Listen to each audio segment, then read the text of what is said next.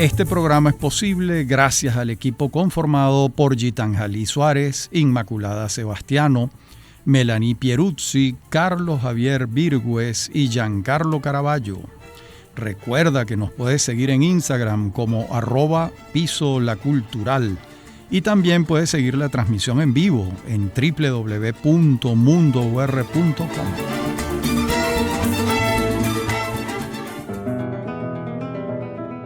Bienvenidos todos a Venezolanos, un programa sobre el país y su historia. Y en el programa número 9 vimos en el año 1945, específicamente el 2 de diciembre de ese año, la iniciación de la campaña antimalárica por parte del doctor Arnoldo Gabaldón y sus cuadrillas.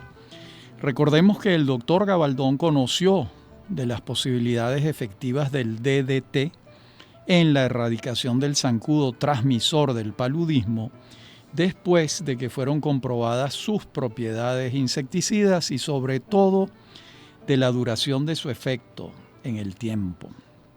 La eficacia insecticida del diclorodifenil tricloroetano, que es como se llama el DDT, se comprobó en Nápoles durante el invierno de 1943-1944, cuando se erradicó la epidemia de tifus exantemático. Antes, en 1943, se había comprobado la eficiencia del DDT sobre el Anopheles maculipennis. Sin embargo, en Venezuela la campaña fue contundente en contra del Anopheles albimanus y el Anopheles darlingui, con lo que la erradicación de la enfermedad se alcanzó algún tiempo después de que aquella cuadrilla pionera rociara algunas viviendas en el pueblo de Morón. Y llegamos a 1946, cuando el 13 de enero se funda COPEI, Comité de Organización Política Electoral Independiente. Y el antecedente más claro del Partido Demócrata Cristiano de Venezuela es la UNE, Unión Nacional de Estudiantes, que fue fundada por los alumnos de colegios católicos, encabezados por un egresado del Colegio San Ignacio, Rafael Caldera. La primera junta directiva estuvo presidida por Pedro del Corral, quien fue presidente del partido hasta su muerte en 1986. El vicepresidente fue Lorenzo Fernández y el secretario general José Antonio Pérez Díaz, el secretario de Finanzas Henry Castillo Pinto y el de Propaganda Mauro Páez Pumar. El líder del partido, Caldera, no figuró en la directiva porque entonces era Procurador General de la República. Por supuesto, de aquel entonces a nuestros días, los cambios han sido inimaginables. Y también en 1946, pero el 25 de marzo, aparece públicamente URD, Unión Republicana Democrática. Y este partido lo fundan en diciembre de 1945 Elías Toro, Isaac J. Pardo, Jesús Leopoldo Sánchez y Amílcar Plaza, entre otros venezolanos. Invitan a participar en el grupo a Jovito Villalba en febrero. Y en marzo el grupo fundador se va y Villalba queda con la conducción del partido, presentándose en una concentración pública el 25 de marzo. Desde entonces y hasta su muerte, el margariteño fue el líder de URD, no su fundador. Una paradoja. Y el 29 de mayo de 1946 se crea la Corporación Venezolana de Fomento, que sustituía a la Junta de Fomento de la Producción Nacional que había creado el general Isaías Medina Angarita en 1944, cuando ocupaba la presidencia de la República.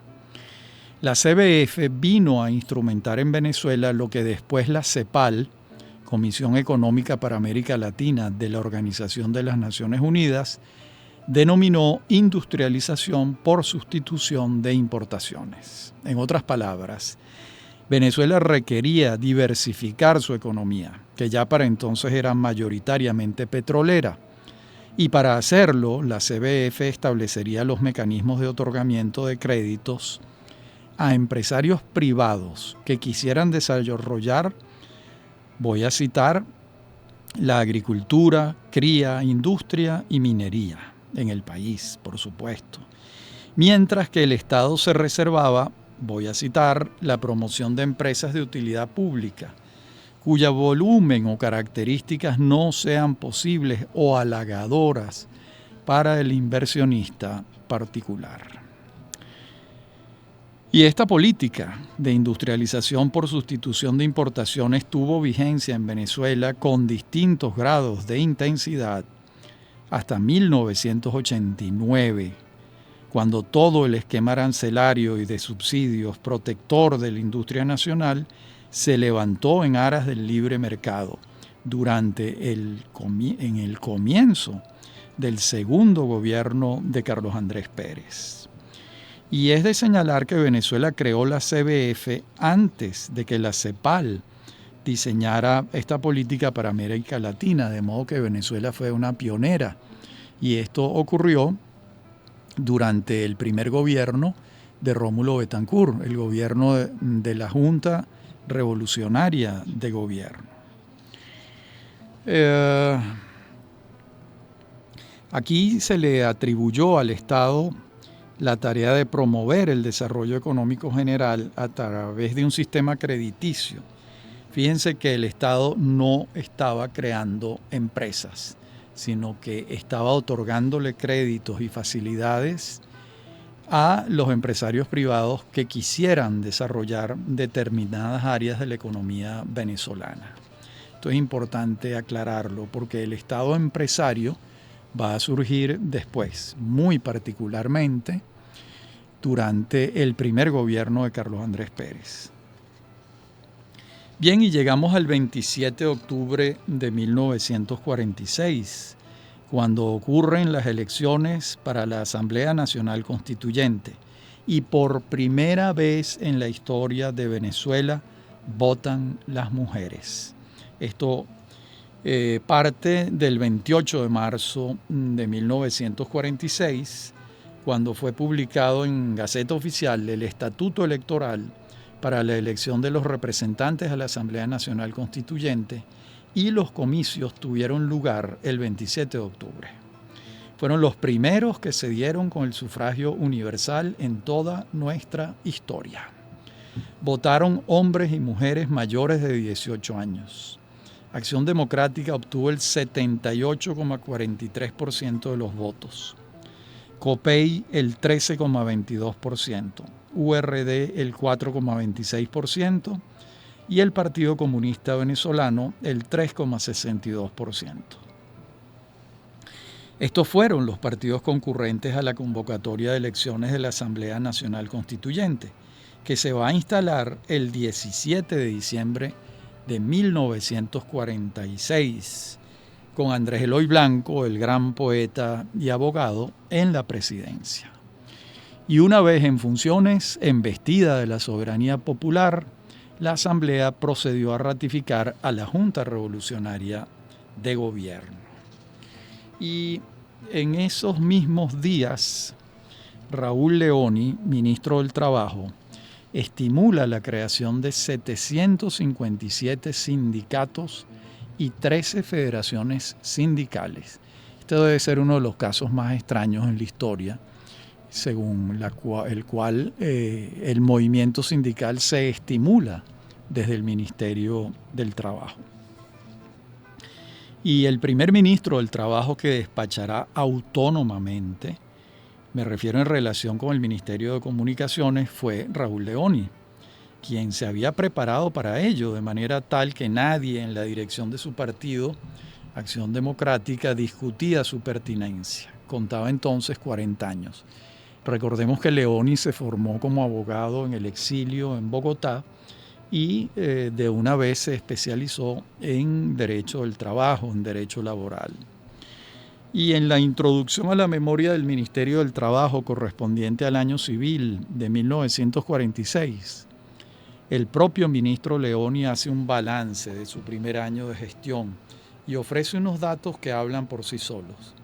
Esta introducción está fechada al 31 de diciembre de 1946 y ahí se lee: para el 18 de octubre de 1945 existían legalmente organizados 215 sindicatos y para el 15 de diciembre de 1946 tienen existencia legal y funcionan normalmente 757 sindicatos.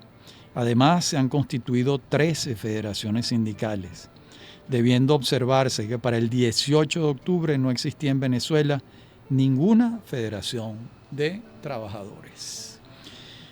Bien, y también en este año de 1946 que estamos recorriendo, Eduardo Arcila Farías, el gran historiador, publica un libro extraordinario que se titula Economía colonial de Venezuela. Y esta fue la primera gran obra de uno de nuestros grandes historiadores, Arcila Farías, nacido en 1912 y fallecido en 1996. El profesor Elías Pino Iturrieta destaca su importancia, afirma: es un libro de novedad considerable y plausible. Bueno, y escribió don Rafael Altamira en 1946 sobre la primera obra que publicaba Arcila Farías, fruto de sus primeras investigaciones y de su formación profesional en el Colegio de México. Se trataba, según el letrado español, de un rastreo cuya meta no era el conocimiento del régimen temporal y espiritual de los países colonizados, sino el análisis de los asuntos financieros que todo imperio trae entre manos. En la próxima parte del programa continuaremos con estos temas.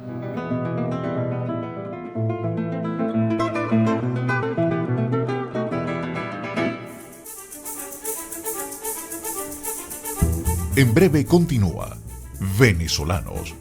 Somos Unión Radio Cultural.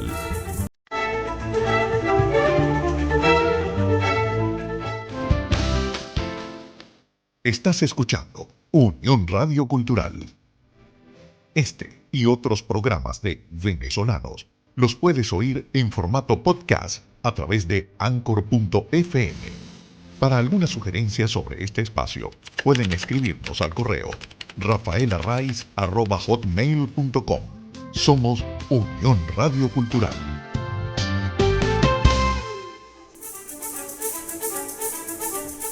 Estamos de regreso con Venezolanos. Somos Unión Radio Cultural.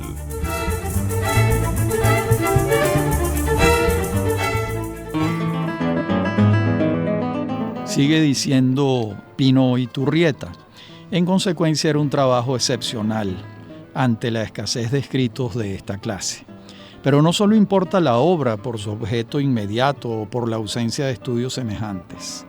Por otras cualidades la estimamos hoy como pionera, aparte de ser la primera que se ocupa de historiar en términos panorámicos y con método científico la vida material de un país latinoamericano durante un lapso claramente delimitado.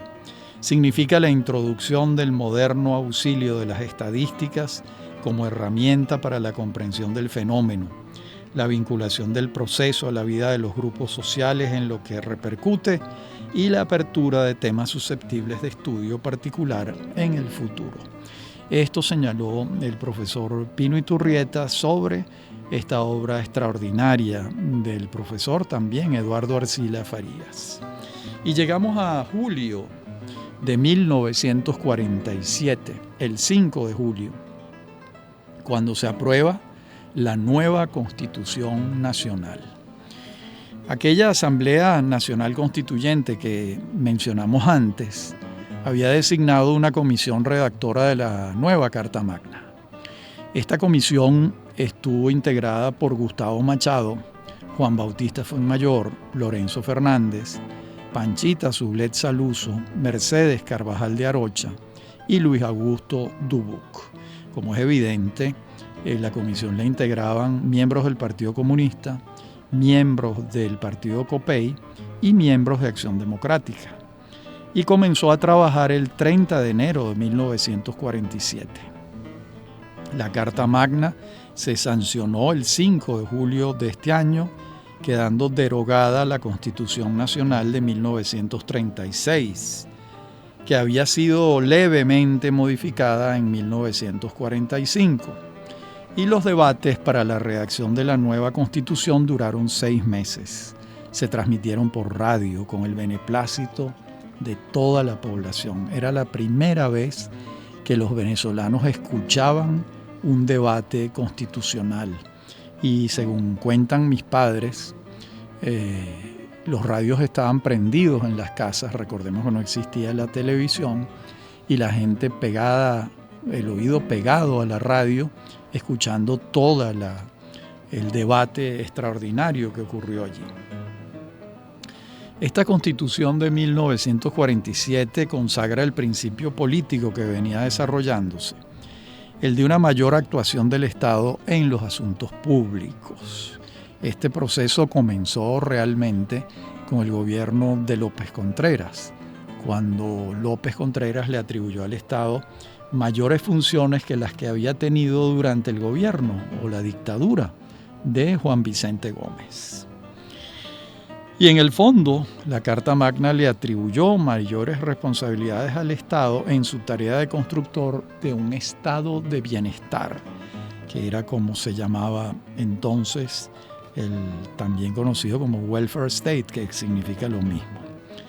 La Constitución consagró las elecciones universales, directas y secretas, eliminó las elecciones indirectas para todo cargo de elección popular, incorporó a la mujer a la vida política en igualdad de condiciones y mantuvo el periodo presidencial en 5 años, sin reelección inmediata. Una constitución obviamente democrática y un gran avance en la incorporación de la mujer a la vida política venezolana a través de su participación electoral. Y en este año de 1947 también tenemos que Antonio Lauro compone su primera obra sinfónica de importancia, que se titula Cantaclaro. La primera, Lauro nació en 1917 y falleció en 1986. Este es un poema sinfónico con solistas, con coro, inspirado en la novela homónima de Rómulo Gallegos. Lauro fue hecho preso en 1948 y enviado al exilio durante 10 años, los 10 años de la década militar de los gobiernos de facto de Carlos Delgado Chalbó, Germán Suárez Flamerich y Marcos Pérez Jiménez. Y evidentemente este exilio tuvo relación con la simpatía que tenía Lauro por Acción Democrática. Y el maestro Lauro es considerado uno de los principales cultores de la guitarra clásica en el mundo, y algunas de sus composiciones representan uno de los mayores desafíos para los intérpretes de la guitarra. Incluso ejecutar algunas de sus obras forma parte del pensum de una cantidad de sitios en el mundo donde se enseña guitarra clásica.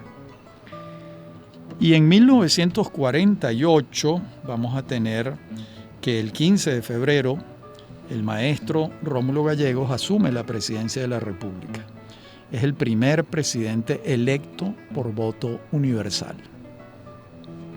Los comicios tuvieron lugar el 14 de diciembre de 1947 y resultó electo Rómulo Gallegos, candidato de AD, con el 74,47% de los votos. En segundo lugar llegó Rafael Caldera, con 22,40% de los votos, y en tercer lugar Gustavo Machado Morales, con 3,12% de los sufragios. Era la primera vez en toda nuestra historia republicana que tenían lugar unas elecciones universales para elegir presidente de la República. No fueron las primeras elecciones directas. ya que ellas tuvieron lugar en abril de 1860, cuando se eligió a ese gran patricio venezolano que fue Manuel Felipe de Tovar. Y con la elección de Gallegos, el maestro de muchos integrantes de la generación de 1928, los miembros de la Junta Revolucionaria de Gobierno cumplían así el decreto que ellos mismos habían redactado y que les impedía presentarse como candidatos en esta contienda. Además, en el mismo acto se eligieron diputados y senadores del Congreso Nacional, así como concejales y diputados de las asambleas legislativas estatales. Por primera vez en muchos años, el presidente de la República gozaba de una legitimidad absoluta. Lo había elegido el apoyo mayoritario del pueblo. Y el 17 de febrero, 2 días después de la toma de posesión de la presidencia de la República por parte de Rómulo Gallegos, tuvo lugar un acontecimiento cultural de gran importancia, el Festival Folclórico del Nuevo Circo, también conocido como la Fiesta de la Tradición, Cantos y Danzas de Venezuela. Y esto se debe al trabajo del poeta, del escritor Juan Liscano, quien organizó en el Nuevo Circo de Caracas este festival folclórico. Allí logró reunir diversas agrupaciones musicales de todo el país y por primera vez en su historia, las expresiones culturales vinculadas con las distintas regiones de la geografía nacional se dieron cita en un solo lugar. Esto trajo como consecuencia que cultores de distintos instrumentos que jamás se habían visto ni escuchado, recordemos que estamos en un mundo donde no hay televisión, coincidieron en un mismo tiempo y espacio. Fue un acontecimiento cultural de gran importancia. Y lamentablemente, el 24 de noviembre de 1948, ocurre un golpe de Estado militar contra Gallegos y Carlos Delgado Chalbaud encabeza la Junta Militar de Gobierno. Delgado Chalbaud era su ministro de la Defensa. Bueno, el maestro Gallegos no consideró pertinente mantener vigilia sobre el sector militar, ya que su legitimidad estaba blindada, mientras un grupo preponderante de los militares quería detentar el poder directamente, desconociendo el resultado de la elección democrática. Todo indica que de ese grupo no formaba parte el ministro de la Defensa Delgado Chalbaud, pero terminó aviniéndose con él y encabezando el golpe de Estado. Se lanzaba por la borda el primer ensayo democrático venezolano. El 24 de noviembre de 1948 es hecho preso el presidente Gallegos, un acontecimiento lamentable, y el 5 de diciembre se le expulsa del país junto a su familia. Lo sustituye una junta militar de gobierno integrada por Marcos Pérez Jiménez, Luis Felipe Llovera Páez y el propio Carlos Delgado Chalbaud, quien la va a presidir.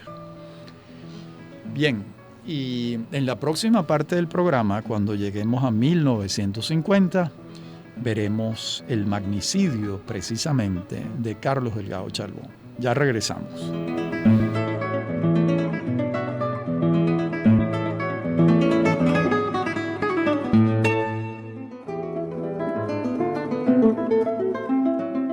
Bueno, y el 13 de noviembre ocurre el magnicidio de Carlos Delgado Chalbaud. Y han corrido ríos de tinta analizando el episodio y sus causantes. Los causantes del único magnicidio que ha ocurrido entre nosotros. Resumo los hechos.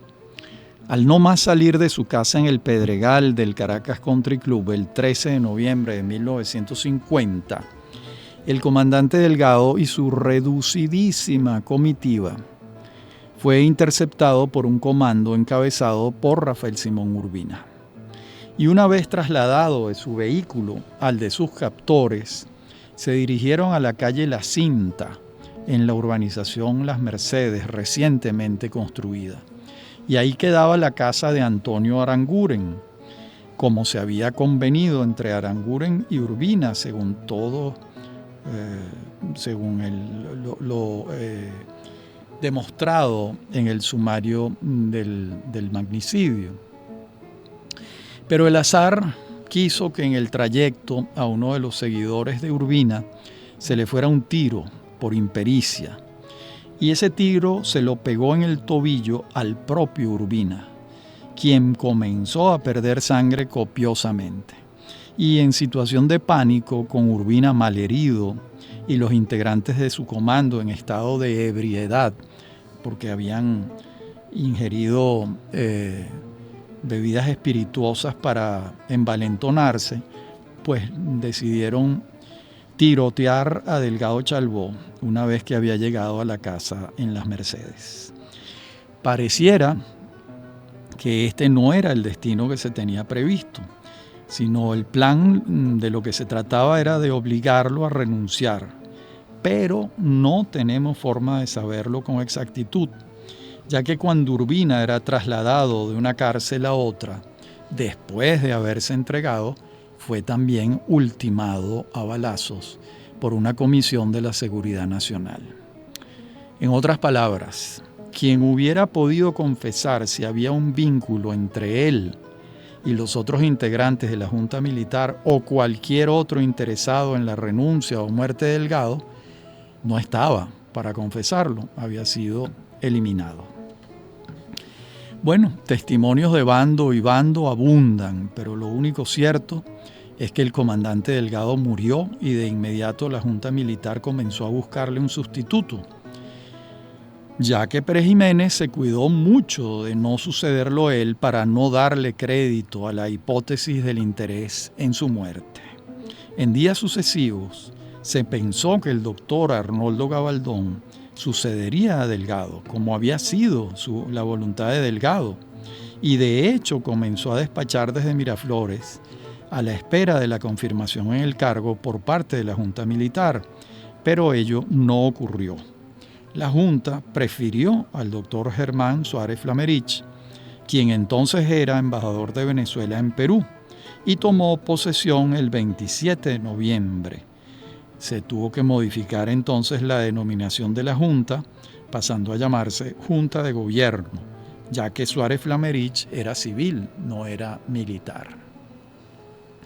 Bueno, hasta aquí estos hechos lamentables del magnicidio de Carlos Delgado Chalbaud Gómez. Y en 1951, Mario Briceño Iragorri publica Mensajes sin destino. Y aunque el primer libro de peso histórico de Briceño Iragorri, quien nació en 1897 y falleció en 1958, fue Tapices de Historia Patria, un libro de 1934, Mensajes sin destino de 1951 lo ubicó definitivamente como uno de nuestros grandes humanistas del siglo XX. En este ensayo luminoso decantó su pensamiento de raíz hispánico-católica y su indeclinable voluntad por hallar causas para las tormentas nacionales. También en 1951 el guitarrista Alirio Díaz comienza a destacarse. A mediados de 1951, este guitarrista caroreño viaja a Italia. Se inscribe como alumno del enorme guitarrista español Andrés Segovia. Esto es en Siena, en la célebre Academia Chighiana. Y Segovia afirma que Díaz es el mejor estudiante que ha tenido en toda su vida. De hecho, a los 2 años de conocerse, Díaz pasa a ser el asistente de Segovia y su discípulo predilecto, y luego lo sustituye en la Academia Chighiana. Muy rápido llegó la consagración para el gran virtuoso de la guitarra en Venezuela. Estos hechos son asombrosos. De Carora a Siena y de Siena a la cúspide total de la interpretación en la guitarra. Y llegamos a 1952, el 22 de noviembre, cuando ocurre un hecho muy importante.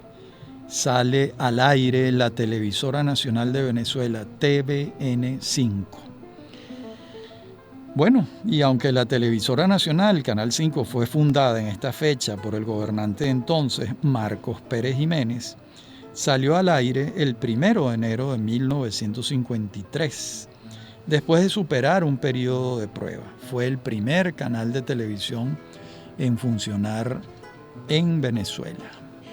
El 30 de noviembre de 1952 tuvieron lugar unos comicios para la elección de una Asamblea Nacional Constituyente, y después de una campaña en la que URD recogió un apoyo notable, al punto que la concentración que logró en el nuevo Circo de Caracas el 27 de noviembre es la más grande que se recuerda en aquellos años. Y Rafael Caldera y su partido COPEI recorrieron el país dando discursos. Recordemos que tanto Acción Democrática como el Partido Comunista estaban ilegalizados. De modo que la asistencia del pueblo a las elecciones fue masiva y las primeras cifras daban la victoria a URD con una votación considerable de COPEI, mientras el partido del gobierno, el FEI, quedaba rezagado. Y el 1 de diciembre ya es evidente que URD ha ganado las elecciones y que Jovito Villalba es el diputado electo con mayor número de votos en la Asamblea Nacional Constituyente, lo que lo convierte de hecho y derecho en el venezolano de mayor respaldo popular. Pero el gobierno decide desconocer los resultados electorales.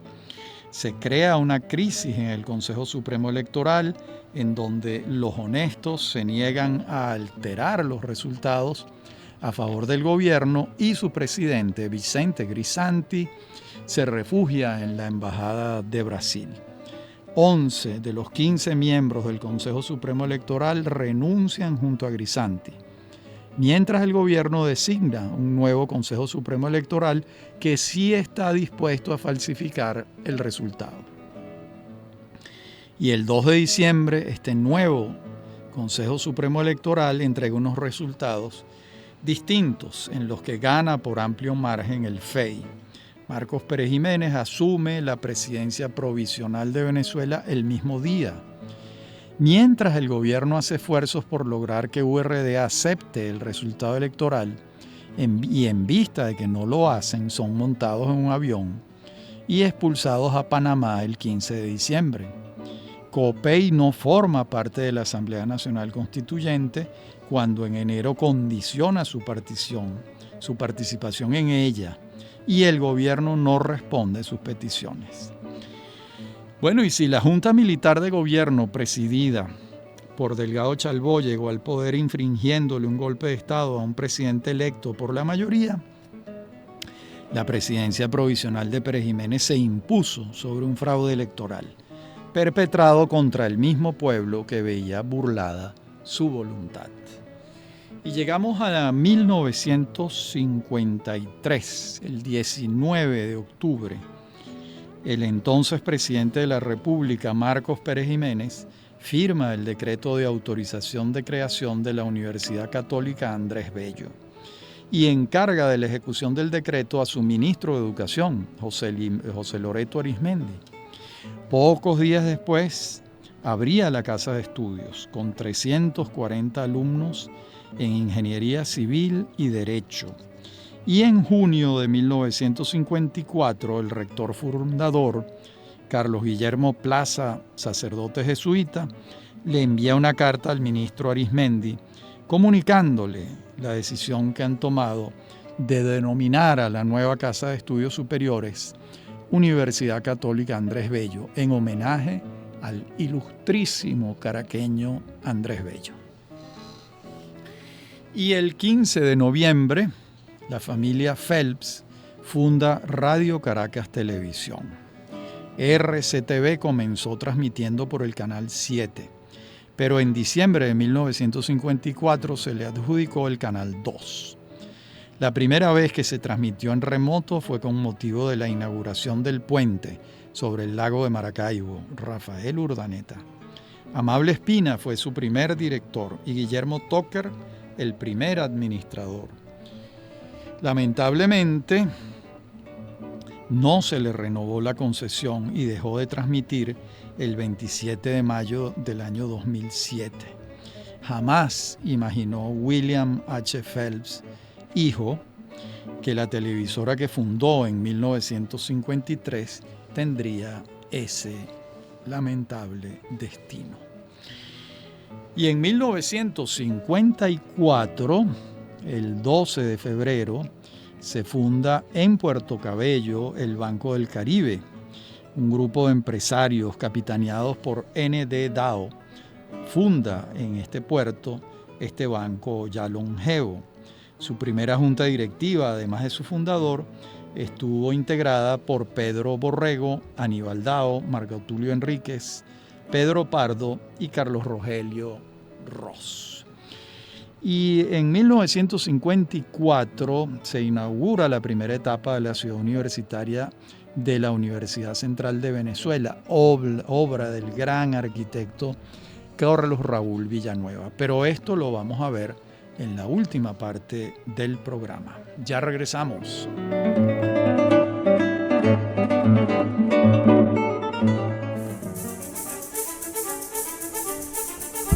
En breve continúa Venezolanos. Somos Unión Radio Cultural.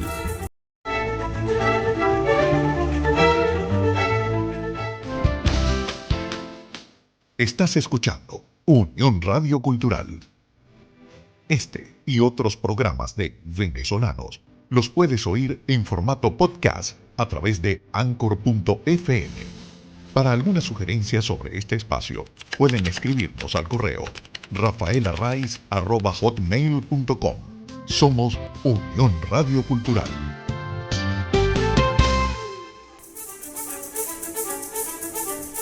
Estamos de regreso con Venezolanos. Somos Unión Radio Cultural.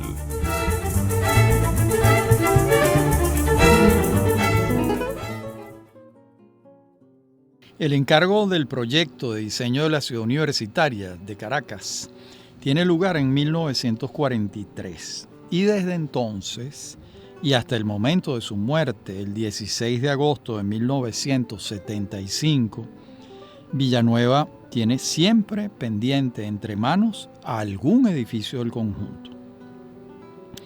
De modo que la ciudad universitaria de Caracas ocupa un espacio privilegiado de su obra, desde sus 43 años hasta los 75 de su fallecimiento.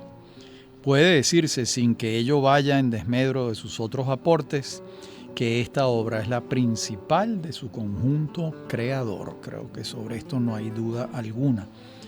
Y de acuerdo con lo afirmado por Ildefonso Leal en su libro Historia de la UCB, el más entusiasta propulsor de la creación de la ciudad universitaria fue el rector Antonio José Castillo, quien logró entusiasmar también al presidente de la República, el general Isaías Medina Angarita, quien firmó el decreto que puso en marcha la obra. Esto ocurrió el 2 de octubre de 1943. Y también es justo señalar que las 203 hectáreas del sitio escogido, la vieja hacienda de los Ibarra, no fue el que inicialmente se había soñado como sede. Refiere Leal en su libro que se había pensado en unos terrenos aledaños al Parque El Pinar, en El Paraíso. Después se pensó en una zona cercana al Panteón Nacional. Luego se pensó en terrenos en la falda del Ávila. Y finalmente llegó a escogerse la hacienda Sosa, en el Valle. Pero, gracias a la intervención del doctor Armando Vegas, se seleccionó la hacienda Ibarra, espacio que ya el gobierno nacional había expropiado con la intención de inicial de construir un conjunto de viviendas. Armando Vegas, defendió ante Medina Angarita la conveniencia de este sitio, que finalmente fue el escogido. Medina accedió gracias a los argumentos de Vegas y a partir de allí se convirtió en el más fervoroso impulsor de la obra. Lo primero que se construye en la ciudad universitaria es el Hospital Universitario, en 1945, un símbolo importante porque se comenzó por la salud, que es lo más importante. Y felizmente el proyecto encuentra respaldo de continuidad durante el trienio ADECO de Betancur y Gallegos, entre el año 1945 y 48, y también encuentra continuidad durante los gobiernos militares de Carlos Delgado Chalbaud y de Marcos Pérez Jiménez. Y es precisamente durante el ejercicio de este último cuando Villanueva acomete la etapa, según los críticos, la más significativa del conjunto arquitectónico. Me refiero a la etapa que incluye el famosísimo proyecto de síntesis de las artes. Esto es a partir de 1952, cuando diseña y se comienzan a ejecutar el aula magna, la plaza cubierta, la biblioteca central, el edificio del rectorado, la sala de conciertos y el Paraninfo, todos inaugurados en 1954. Y en este año también el gran músico venezolano Antonio Esteves estrena La Cantata Criolla. Esteves había nacido en 1916 y murió en 1988. Es uno de los compositores venezolanos más importantes de toda nuestra historia. Y estrenó La Cantata Criolla el 25 de julio de 1954. Y para muchos se trata de la obra nacionalista más significativa que se ha escrito en Venezuela. Esteves se formó en Caracas, bajo la égida de Pedro Elías Gutiérrez y Vicente Emilio Sojo, nada menos. Y luego se fue a Europa y a los Estados Unidos, donde terminó su formación. Y además de la composición, donde descolló extraordinariamente, fue un excelente director de orquesta. Bien, y llegamos a 1955, cuando Alejandro Otero comienza a trabajar en sus colorritmos. El guayanés Alejandro Otero, nacido en 1921 y fallecido en 1990, es uno de los artistas más destacados de toda nuestra historia. Y además puede decirse que fue un intelectual que convivió a sus anchas con las ideas de su tiempo y que ejerció la crítica plástica con una solvencia fuera de toda sospecha. Además, Otero escribía de maravillas y con los colorritmos alcanzó un estadio consagratorio que venía anunciándose desde hace años, antes de 1955. El 21 de mayo de este año fallece en México Andrés Eloy Blanco. En un accidente automovilístico muere el poeta venezolano más popular de todos los tiempos.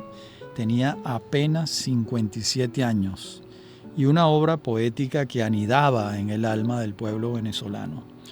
Está entre los fundadores de Acción Democrática, presidente de la Asamblea Nacional Constituyente de 1946 y canciller de la República en el gobierno de Rómulo Gallegos. Y estas fueron algunas de las tareas públicas que desempeñó antes de irse al exilio durante la década militar. En 1956, Rómulo Betancourt publica Venezuela, Política y Petróleo y confiesa que la primera versión del libro data de 1937-1939, pero no pudo publicarse y él tampoco había podido terminarlo. De modo que conservaba los originales y estos se perdieron en un saqueo que cometió una patrulla de soldados el 27 de noviembre de 1948 en su casa en Caracas.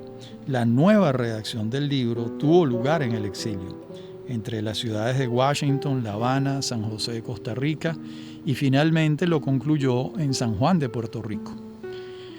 Allí, gracias a un amigo que le prestó una casa frente al mar, pudo terminarlo.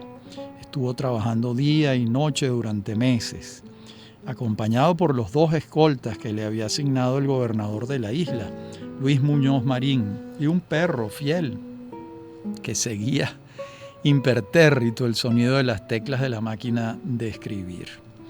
Y si bien el prólogo lo firma en diciembre de 1955, lo cierto es que lo concluyó en abril de 1956 ya que en el último capítulo hay alusiones a hechos ocurridos en este mes primaveral y además así lo confirma su epistolario con Ricardo Montilla, en el que le rogaba que urgiera al legendario editor del Fondo de Cultura Económica de México, el argentino Alejandro Orfila Reynal. Betancur lo urgía acerca de la necesidad de su publicación y advertía que fueran levantando el linotipo mientras él concluía las últimas 20 páginas. Y es obvio que Venezuela, Política y Petróleo es uno de los ensayos de historia política más importantes que ha escrito un primer magistrado entre nosotros acerca de etapas del desarrollo nacional que le tocó vivir. Este libro, ya un clásico del ensayo político venezolano, se centra en el eje de la vida nacional, el petróleo, y su estructura es afín a la de un trabajo historiográfico, aunque la perspectiva del polemista que era Betancur, aleja al libro de la distancia propia del historiador. Es decir, habla un protagonista decidido a defender su versión de los hechos, no está hablando un historiador, aunque sigue una cronología histórica. Pero no apela a su sola palabra para defender sus puntos de vista, sino que acude a fuentes documentales valiosas y además abunda en opiniones contundentes. Y llegamos a 1958, cuando cae la dictadura militar de Pérez Jiménez el 23 de enero. Esto lo vamos a ver con más detalle en el programa número 11, en el capítulo 11 de esta cronología republicana que venimos haciendo. En este capítulo 10 lo enunciamos y lo desarrollaremos en el capítulo 11 de esta cronología histórica que va de 1810 a el año 2010. Son 200 años de cronología republicana. Bien, ha sido como siempre un gusto hablar para ustedes y nos vemos y nos oímos sobre todo en nuestro próximo encuentro.